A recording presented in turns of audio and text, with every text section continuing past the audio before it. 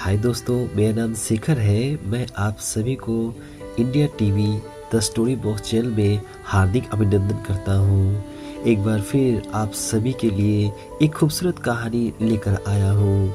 मेरा नाम शेखर है और मैं इस कहानी को लिखा है। कहानी का नाम है फरिश्ता। कहानी लंबी होने के कारण इसे कई भागों में आप सबके सामने प्रस्तुत करूँगा। ऐसी आशा है कि आप सभी को बेहद पसंद आएगी। फरिश्ता भाग 1। तो आइए इस खूबसूरत कहानी की शुरुआत करते हैं। शांति गुप्ता ने कार रोकी और बाहर आ गई। कार लॉक करके अंदर आई। Good morning doctor. Good morning Mrs Gupta सिर उठाकर बोले। वह एक मरीज को देख रहे थे। 2 मिनट का समय चाहूँगा। कोई बात नहीं, शांति बैठ गई थी। डॉक्टर ने मरीज को ठीक से देखने के बाद कहा, आप उधर बेंच पर जाकर बैठिए, मैं दवाइयाँ लिखकर दे रहा हूँ। फिर वह शांति की ओर मुड़े।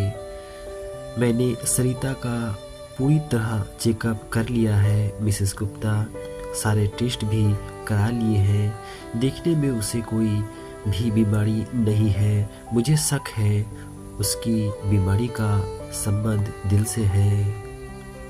क्या? शांति चौंक पड़ी। यस मिसेस गुप्ता, इसलिए मेरी सलाह है कि आप इसकी इको टेस्ट करा लें। उसकी रिपोर्ट मिल जाने के बाद ही मैं कोई सलाह दे सकूंगा। लेकिन डॉक्टर, उसकी अभी उम्र ही क्या है? इस छोटी सी उम्र में बीमारी उम्र नहीं देखती मिसेस गुप्ता। मुझे शक है कि सरिता के दिल का एक वाल्व खराब है। हे भगवान, घबराने वाली कोई बात नहीं।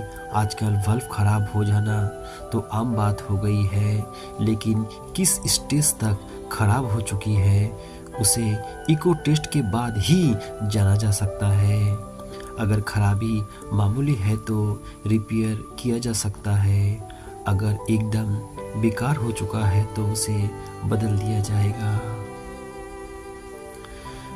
इको टेस्ट कहाँ कराया जाएगा? शांति ने उदास स्वर से पूछा। किसी बड़े अस्पताल में, सरकारी अस्पताल में कराने से 1500 में भी छुटकारा। आप पैसे की चिंता न कीजिए डॉक्टर। ईश्वर की कृपा से पैसे की मुझे कोई कमी नहीं।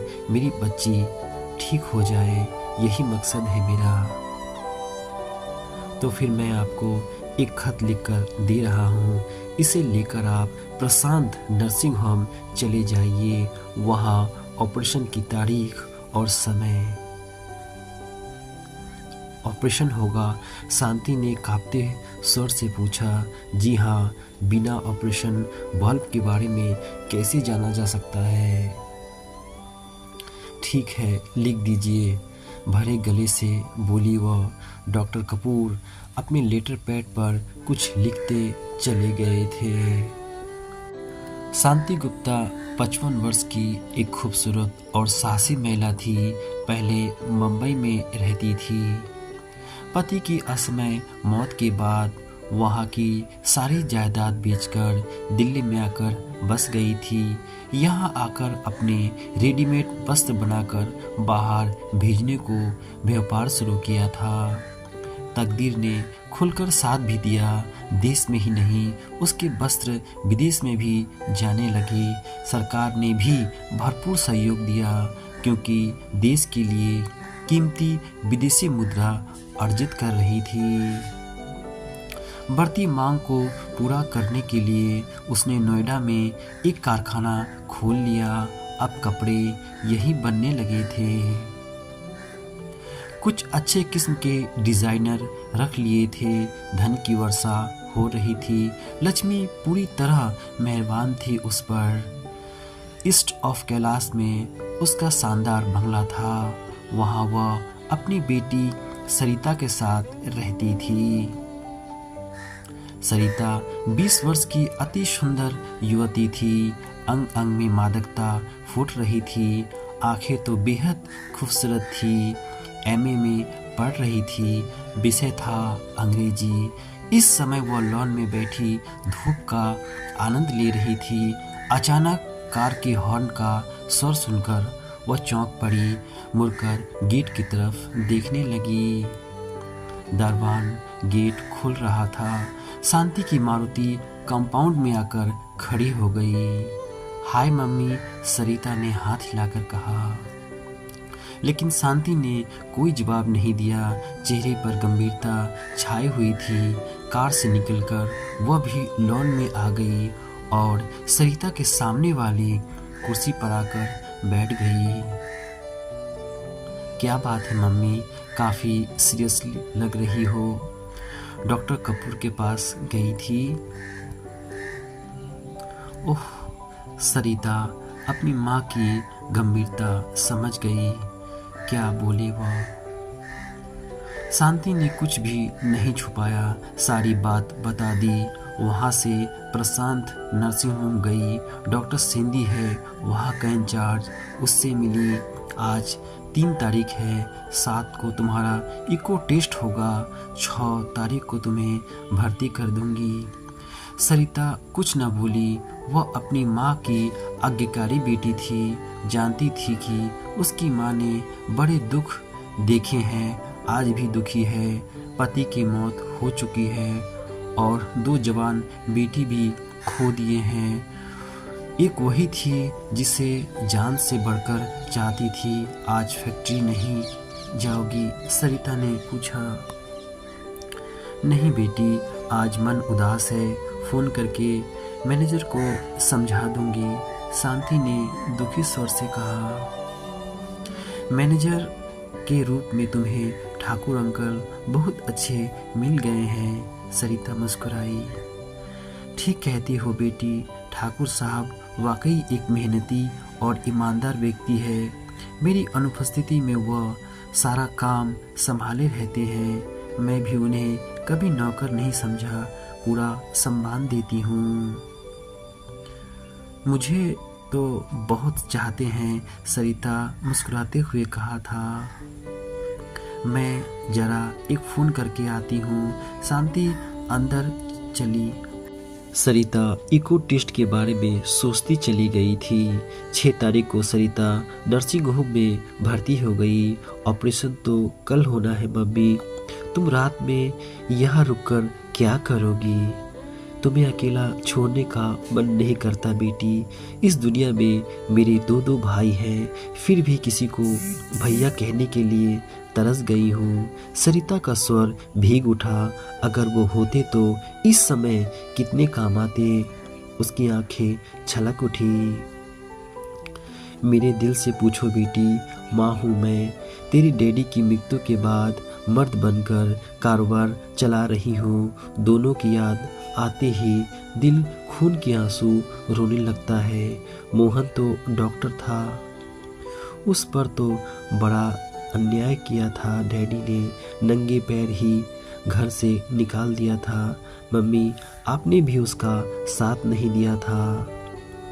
राकेश ने जाल ही ऐसा बिछाया था। हम उससे उलझकर रह गए थे। उसके बावजूद मैंने मोहन को कभी माफ नहीं कर सकती। मेरे सुहाग का हत्यारा है वह। शांति का चेहरा सख्त हो गया। अगर किसी को हत्यारा ही मानना है तो वह राकेश भैया ही हो सकते हैं मम्मी। सारा जाल तो उसी ने फैलाया था। नहीं, तुम्हारे डैडी की मृत्यु का कारण राकेश नहीं था, मोहन ही था, जो एक लड़की के चक्कर में घर छोड़कर चला गया था। कितना समझाया था मैंने, लेकिन हमारे दुश्मन की बेटी का जादू इस तरह चढ़ गया था।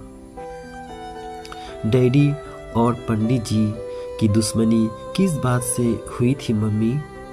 दोनों का कारोबार एक ही था, लेकिन पंडित जी धन दौलत में हमसे बहुत आगे थे। हम सिर्फ रेडीमेड गारमेंट्स का ही काम करते थे, जबकि पंडित जी बहुत बड़े फार्म थी। वह कई तरह के सामान इंपोर्ट एक्सपोर्ट करती थी। रेडीमेड गारमेंट्स वाला व्यापार भी शामिल था उसमें। ब्रिटेन की एक फर्म ने लंबा ठेका मिलना था। तुम्हारे डैडी और पंडित जी ने टेंडर भरे। पंडित जी ने रेट ज़्यादा थे। उन्होंने तुम्हारे डैडी को बुलाकर कहा कि अपना टेंडर वापस ले लो। वे तैयार न हुए। दोनों में बड़ी कहासुनी हो गई। पंडित जी ने तुम्हारे डैडी को अपमानित करके अपने दफ्तर से निकाल दिया। यही नहीं, वह रेट काफ़ी कम करके वह ठेका भी हथिया लिया। बस तब से लेकर पंडित जी तुम्हारे डैडी के पीछे पड़ गए। साम दान भेद कर अपना देश से बाहर की सारी पार्टियां हथिया ली। हम सिर्फ देश के बाजारों पर ही आश्रित रह गए। जिस आदमी ने मेरे पति को अपमानित किया, हमारा व्यापार चौपट कर दिया, उसी की बेटी से इश्क लड़ाने लगा था। हमारा नालायक बेटा। तुम्हारे डैडी ने उसे बहुत समझाया। मैंने भी बड़ी कोशिश की, लेकिन वह नहीं माना और एक दिन क्रोध में आकर तेरे डैडी ने उसे घर छोड़ने का हुक्म दे दिया। तब तक वह डॉक्टरी की आखिरी साल में पढ़ रहा था। ये सब तो मैं जानती हूँ मम्मी, लेकिन बिना पैसे के भैया ने डॉक्टरी की पढ़ाई पूरी कैसे की? राम जाने पूरी की नहीं। घर छोड़ने के बाद उसने अपनी सूरत भी कभी नहीं दिखाई। पंडित जी ने अपनी बेटी को नहीं रोका था। मोहन ने ही एक दिन बताया था कि पंडित जी भी उनके प्यार के बहुत खिलाफ हैं। लेकिन मम्मी, मोहन भैया एक आदर्श युवक थे। वो आज के युग का अपवाद था। बेटी बेहद शरीफ और आज्ञाकारी था। पढ़ाई में उसका कोई जवाब नहीं था, लेकिन बुरा हो उस लड़की का जिसे उसे अपने प्रेम जाल में जकड़ लिया था। मुझे तो जान से बढ़कर चाहता था। उसे भी सब प्यार करते थे। स्वभाव का इतना मीठा था कि हर आदमी उस पर जान छिड़कता था। राकेश भैया भी तो एक लड़की के चक्कर में पड़ गए थे। उसने भी हमारा साथ छोड़ दिया। इन बातों को छोड़ो बेटी, घाव कसकने लगते हैं। तुम घर जाओ मम्मी, मैं अब बच्ची नहीं रही, सब देख लूँगी। फिर इस नर्सिंग होम में डॉक्टर और नर्स बहुत अच्छे हैं, मरीज का पूरा ध्यान रखते हैं। सुबह को आ जाना। ठीक है, सुबह को नाश्ता लेकर आ जाऊंगी। शांति खड़ी हो गई और बेटी से विदा लेकर कमरे से निकल गई थी। दूसरी सुबह शांति की चिंतित निगाहें ऑपरेशन रूम के दरवाजे पर लगी हुई थी। बेचैनी से कॉरिडोर में टहल रही थी। तभी कमरे से डॉक्टर निकला। आप मेरे दफ्तर में आए मिसेस गुप्ता। डॉक्टर की गंभीर स्वर सुनकर शांति का दिल तेजी से धड़कने लगा। वह उसके पीछे चल पड़ी। डॉक्टर सेंधी अपने दफ्तर में आ गए। शांति की ओर देखकर बोला, बैठिए। आपको ज़्यादा ही सीरियस नज़र आ रहे हैं डॉक्टर, शांति ने बैठते हुए कहा।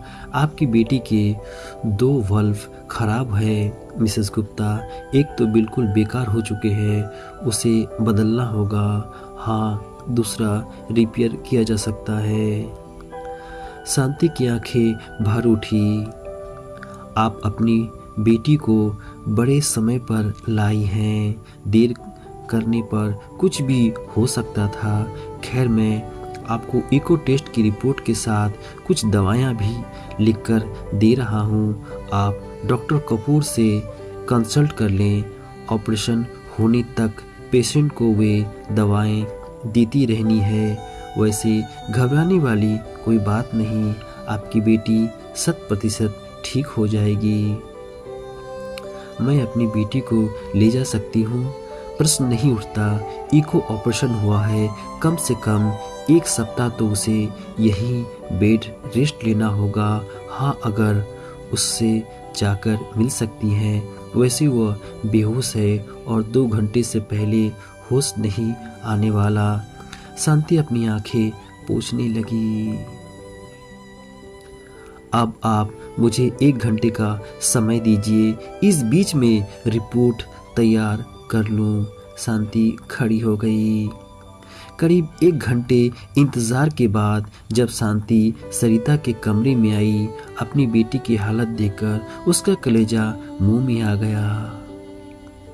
सरिता पलंग पर बेहोश पड़ी थी। दिल के पास खून का दाग दिखाई दे रहा था। आंखें तेजी से बरसने लगी। नर्स आ गई वहाँ। घबराइए मत आंटी, 5 के बाद टाँके खुलने पर एकदम सही नज़र आने लगेगी। खाने में क्या?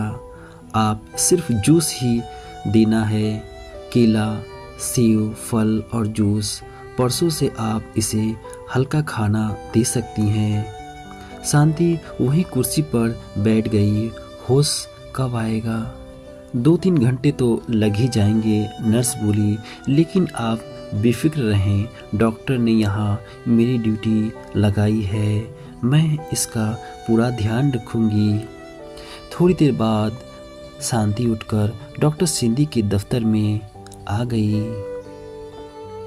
ये लीजिए मिसेस गुप्ता, इस लिफाफे में इको रिपोर्ट और प्रिस्क्रिप्शन दोनों रखे हैं। Thank you doctor. लिफाफा लेकर वह बाहर आ गई और अपनी कार में बैठकर चल पड़ी। आधे घंटे बाद वह डॉक्टर कपूर के सामने बैठी थी। तो मेरा शक सही निकला, डॉक्टर ने रिपोर्ट देखते हुए गंभीरता से कहा।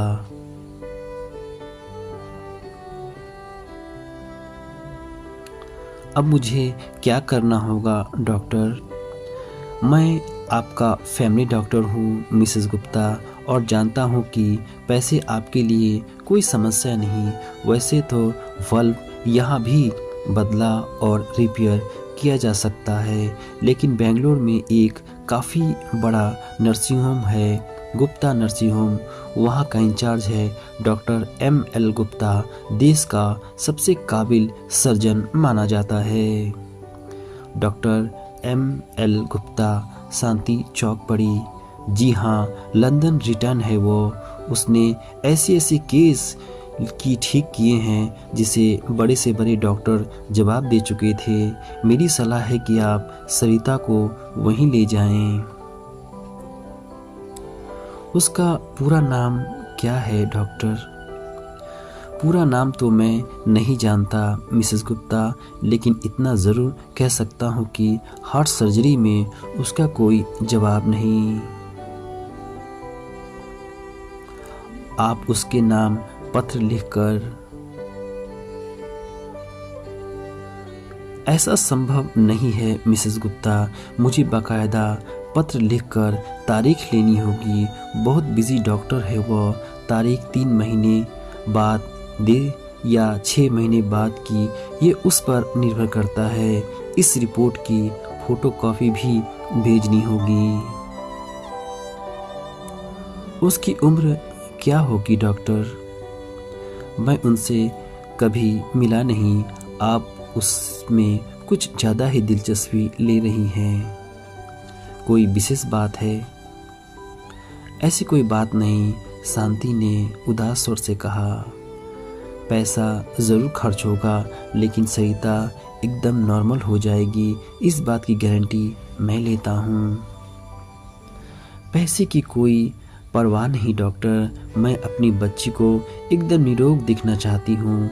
आप पत्र लिखकर तारीख ले ले, मैं फैक्स से मैसेज भिजवा दूंगा। ये रिपोर्ट मेरे पास ही रहने दे। डॉक्टर बोले, कल मंगवा लीजिए, ये पर्ची लेती जाएं और दवाएं समय पर देती रहें। ठीक है डॉक्टर। शांति खड़ी हो गई। शांति नर्सिंग होम की तरफ लौट रही थी। उसके दिमाग पर एक ही नाम हथौड़ा की तरह वार कर रहा था, डॉक्टर M.L. गुप्ता, मोहनलाल गुप्ता उसके अपने बेटे का भी नाम था और घर छोड़ने के समय MBBS की आखिरी साल में पढ़ रहा था। लेकिन वह इतना बड़ा डॉक्टर कैसे बन गया?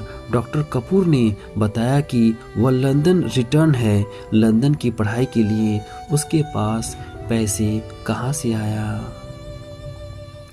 नर्सिंग होम पहुंची तो सरिता होश में आ चुकी थी। नर्स उसे जूस पिला रही थी। शांति ने उसके सिर पर हाथ फेरते हुए कहा, डॉक्टर ने कहा है कि तुम जल्दी ठीक हो जाओगी। सरिता मुस्कुरा दी, सिस्टर ने मुझे सब बता दिया है मम्मी। घबराओ मत बेटी, मैं सारी दौलत लुटा दूंगी, लेकिन तुम्हें जानती हो मम्मी, फिर मैं तो एक बहादुर माँ की बेटी हूँ, घबराने का सवाल ही नहीं पैदा होता। डॉक्टर कपूर से मिलने गई थी, सरिता ने कहा। रिपोर्ट दिखा दी उनको? हाँ, उसने सारी बात बता दी उसे। Doctor M.L. गुप्ता, तुम भी चौंक पड़ी ना? तब से लेकर मैं यही सोच रही हूँ कि कहीं ये तेरा मोहन भाई तो नहीं। कैसी बात करती हो मम्मी, मोहन तो एक कॉमन नाम है, फिर ज़रूरी तो नहीं कि उनका नाम मोहनलाल गुप्ता ही हो। मैं भी कुछ ऐसा ही सोच रही थी। मोहन ने जब घर छोड़ा था तो उसके पास कुछ भी नहीं था, क्योंकि मोहन की प्रेमिका के माँ बाप भी उसके खिलाफ थे, तो वहाँ से भी मदद मिलने का सवाल ही नहीं उठता। फिर ये M.L. गुप्ता तो लंदन रिटर्न है। ये कोई बुजुर्ग डॉक्टर होगा मम्मी। मोहन भैया की उम्र 36 के आसपास होगी। इतनी छोटी उम्र में कोई बड़ा डॉक्टर नहीं बन सकता। मेरा भी यही विचार है। खैर छोड़ो, डॉक्टर सेनी ने कहा कि तुम्हें 1 सप्ताह तक बेड रेस्ट लेना है। डॉक्टर की बात माननी ही होगी। सरिता मुस्कुराई। दर्द नहीं हो रहा है? बहुत हो रहा है मम्मी, लेकिन बर्दाश्त तो करना ही होगा। मेरी तो छाती फटी जा रही है, भरे गले से बोली शांति। तुम किसी प्रकार की चिंता ना करो मम्मी, तकदीर में जो लिखा है उसे तो भोगना ही होगा। कह सकती हूँ कि तुमने खाना भी नहीं खाया है। मैं एक माँ हूँ बेटी, इन परिस्थितियों में निवाला गले से नीचे कैसे उतरेगा? शांति आंखें पोंछने लगी थी।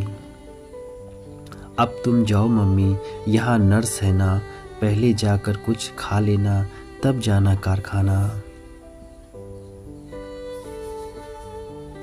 लेकिन बुरी बात मम्मी, मैं तुम्हारी हर बात मानती हूँ, तो क्या तुम मेरी छोटी सी बात नहीं मान सकती? ठीक है, जा रही हूँ, रात में आऊँगी। सुबह को आना। शांति कुछ पलों तक उसे देखती रही, फिर बाहर निकल गई।